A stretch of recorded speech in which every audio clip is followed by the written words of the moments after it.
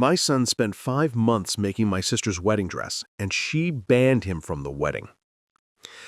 I'm a 40-year-old father, and I need to tell you about what happened with my 30-year-old sister's wedding.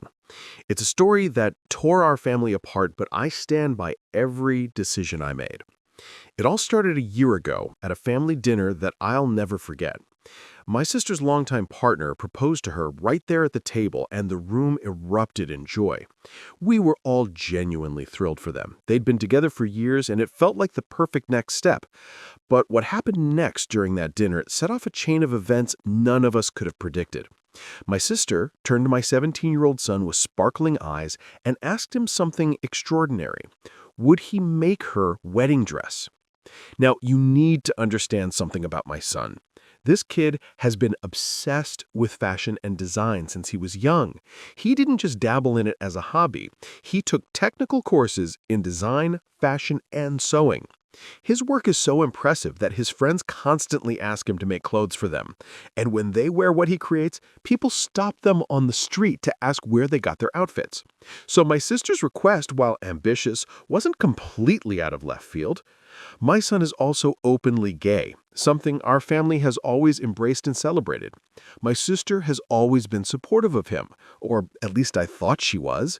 She'd been there when he came out, told him he loved him no matter what, attended pride events with us. She seemed genuinely proud of who he was. That's partly why her request felt so special to him. It wasn't just about making a dress, it was about being seen and valued for his talents by someone he loved and trusted. My son agreed to make the dress, but he was mature about it. He told her honestly that this would take significant time and that he'd need her constant input and feedback throughout the process.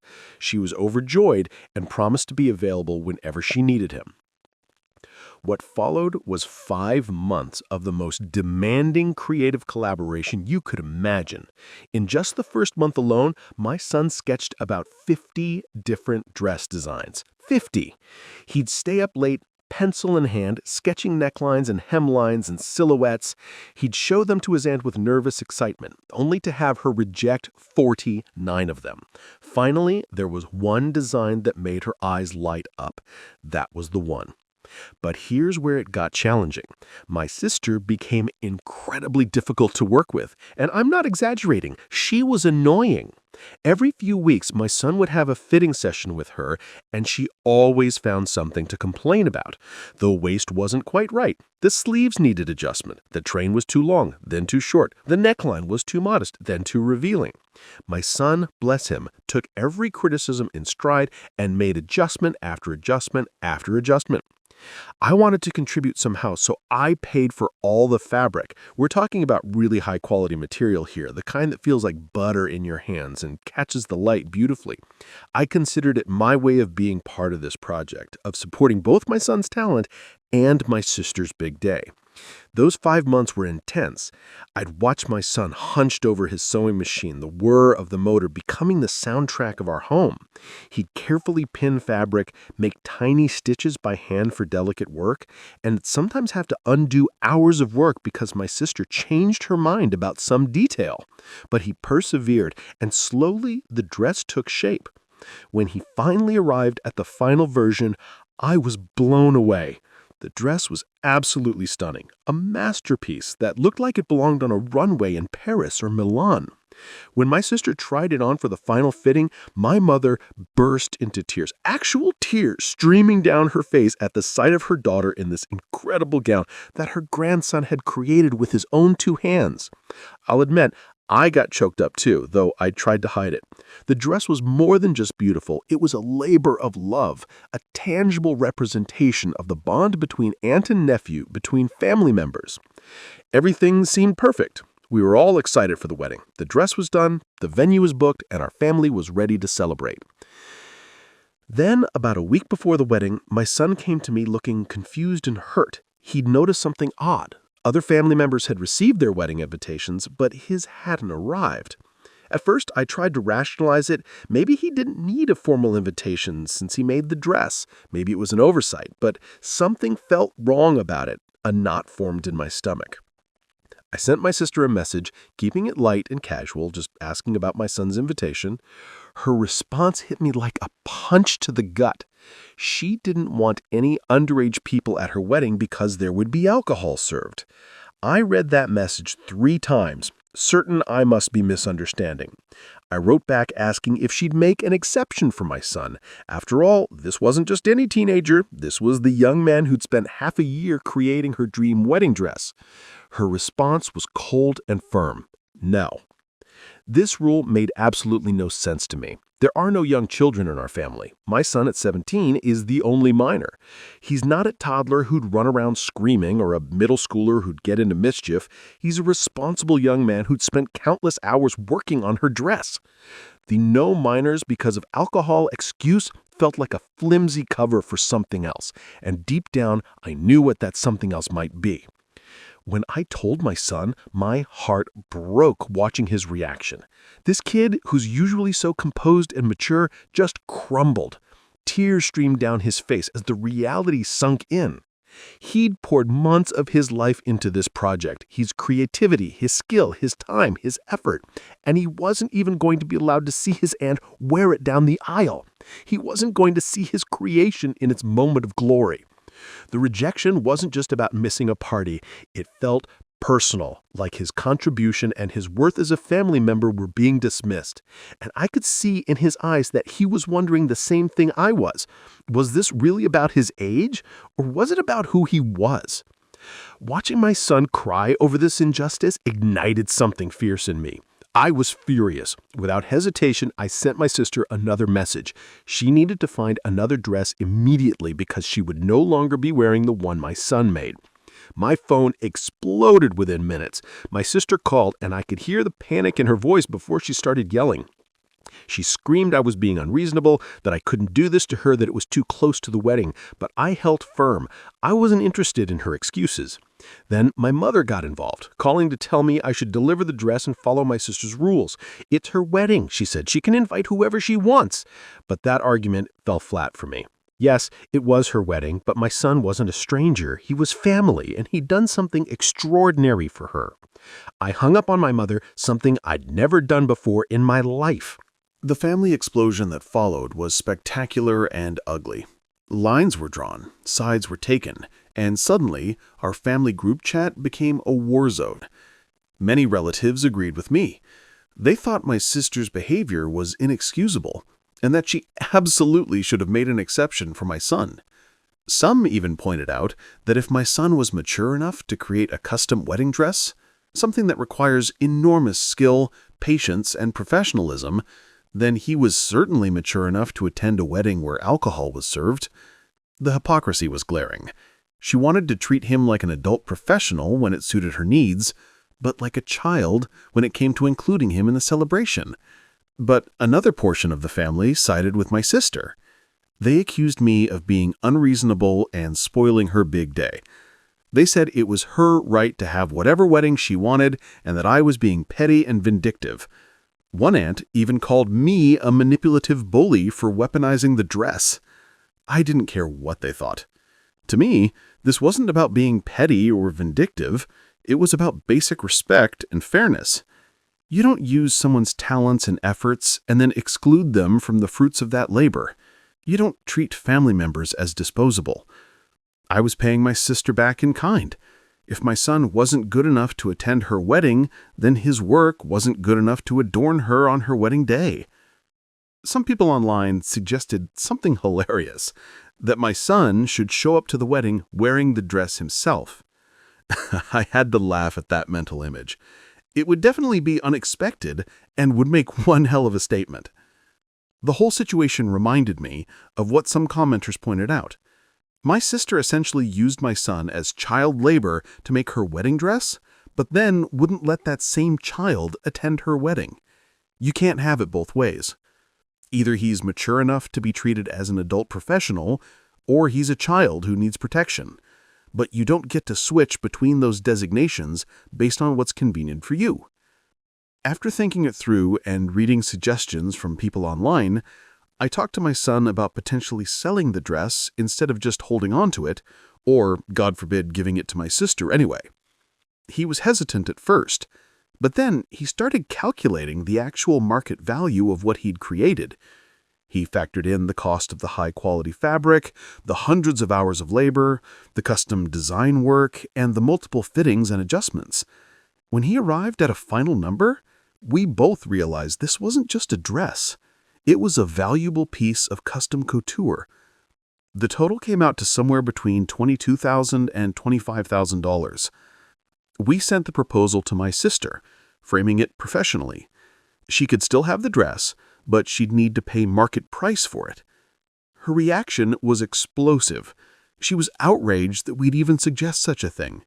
The price was too expensive, she said. Besides, it should be a gift because she is family. I almost laughed at the irony. It was fascinating how quickly she remembered we were family when she wanted something from us. But that same family connection apparently didn't extend to including my son in her wedding. I told her exactly that. It was too easy to claim family ties to get a free custom couture dress, but not enough to make one simple exception for a 17-year-old who'd devoted months to making her day special. She broke down crying on the phone, begging me not to ruin her day. She pleaded and sobbed, but I noticed something crucial. At no point did she offer to let my son attend the wedding. Not once did she apologize for excluding him. The dress was clearly more important to her than her nephew's feelings or her relationship with me. That's when the real reason finally came to light, though my sister would never admit it outright. Her fiancé comes from a devoutly Catholic family, and I don't mean the kind of Catholics who go to church on Easter and Christmas. I mean the kind whose lives revolve around very traditional, very conservative interpretations of their faith. I'd met his parents a few times, and while they were always polite, there was a coldness there, especially when my son was around. They'd barely acknowledge him, and conversations would become stilted and uncomfortable whenever he entered the room. My sister had always claimed she was fine with my son being gay. She'd said all the right things, made all the right gestures. But now, faced with the prospect of her new in-laws' judgment, it seemed her acceptance had limits. She was willing to use my son's talent when it was convenient and private, but not willing to visibly include him in her wedding where her fiancé's family would be watching and judging. The realization made my stomach turn. My sister was choosing her fiancé's family's approval over her own nephew. She was prioritizing the comfort of people who saw my son as somehow less than over the feelings of the kid who'd spent 5 months making her dream dress. Whether her fiancé was actively pressuring her or whether she'd made this calculation on her own didn't really matter. The result was the same. My son was being erased from this family celebration because of who he loved. I thought about all those fittings, all those hours that my son had spent trying to make everything perfect for his aunt. Had she felt guilty during those sessions, knowing she was planning to exclude him? Or had she convinced herself that the no minors excuse would be enough to cover the real reason? Did she think we wouldn't figure it out? Several people warned me that my sister might become desperate enough to try to steal the dress from our house.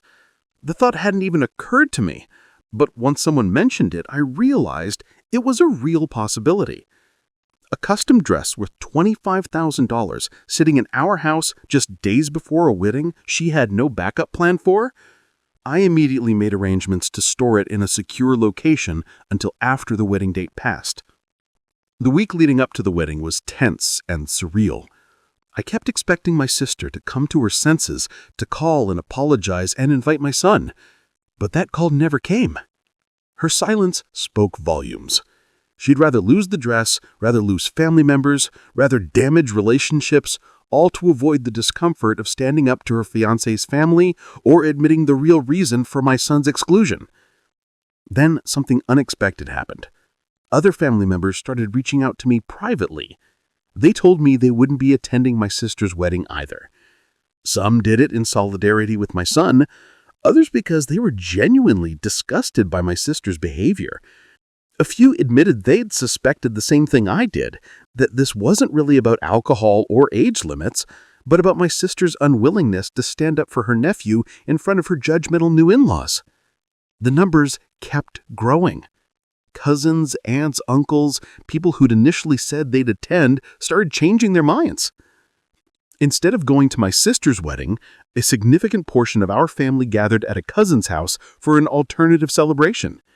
We had food, music, laughter, and yes, alcohol, because the adults wanted it, and it turned out you can have alcohol at an event with a 17-year-old present without the world ending. My son was there, of course, surrounded by family members who loved and appreciated him for exactly who he was. People kept telling him how talented he was, how proud they were of him, and how wrong his aunt was for excluding him. Several relatives made a point of telling him that his identity was celebrated in this family, that he belonged, and no one's prejudiced in-laws would ever change that. I watched some of the weight lift from his shoulders throughout that evening. Meanwhile, from what we heard through the grapevine, my sister's wedding was apparently quite the somber affair. The guest list had been decimated by family no-shows. The irony wasn't lost on anyone. In her attempt to please her fiancé's conservative family by excluding my son, she ended up with a wedding that was missing huge portions of her own family. I wondered if the groom's relatives even noticed or cared about the sacrifice she'd made for their comfort. And the dress she found as a replacement? Everyone agreed it looked cheap, especially compared to the stunning gown she could have worn, the one that was now locked away safely in storage. My sister was devastated. She cut us all off on social media, blocking everyone who'd skipped her wedding or supported my decision.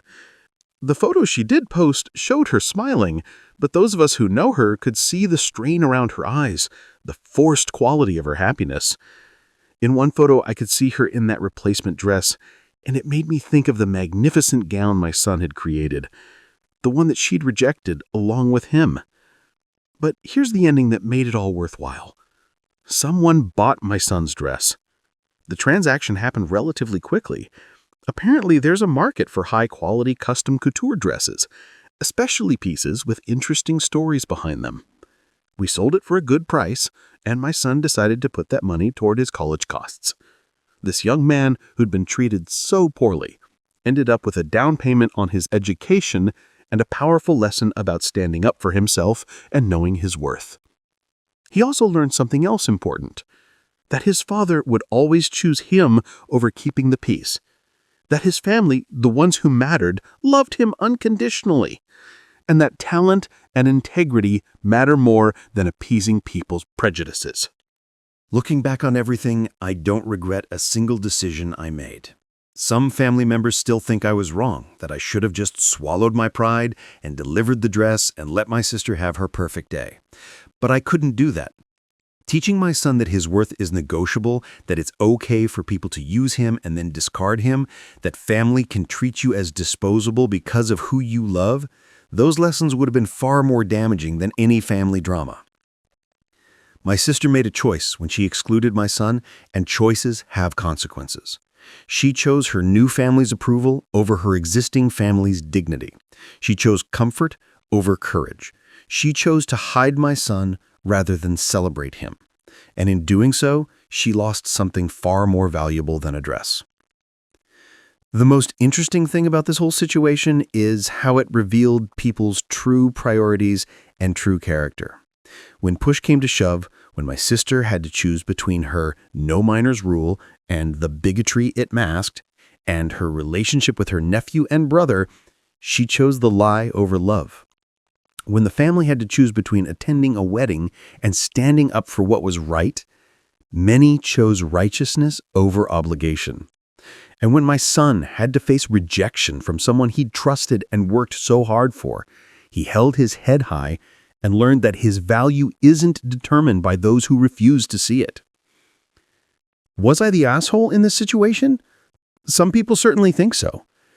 But when I look at my son, who learned that his father would stand up for him even when it cost me relationships, who discovered that his work has real monetary value, and who saw that sometimes the right thing to do is the hard thing, especially when it comes to fighting discrimination and prejudice, I know I made the right call. Family is supposed to mean something. It's not just a word you invoke when you want free labor or gifts.